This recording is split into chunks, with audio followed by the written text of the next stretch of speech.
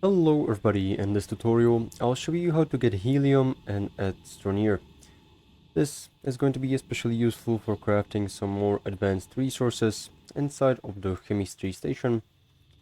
And to begin, we'll first of all need to have the Atmospheric Condenser, which can be found in the Research tab in the first row and by scrolling to the second to last position.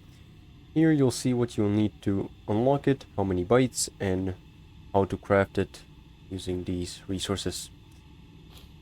So, once you have the atmospheric condenser, make sure you also have a medium shuttle, because you'll need to transport the atmospheric condenser from your base to a planet, which is going to be the last Atrox planet, which contains the gas helium inside of it. This is the only planet that contains helium, so you'll need to travel here and build a base here for the atmospheric condenser.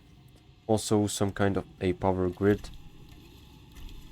to power it, because it is requiring 20 units of electricity to use. So make sure you have the medium shuttle, also an oxygenator, provide some oxygen while you're here, and then you'll just want to open the atmospheric condenser, go to the last tab, to the helium, and just click the green button to make the helium.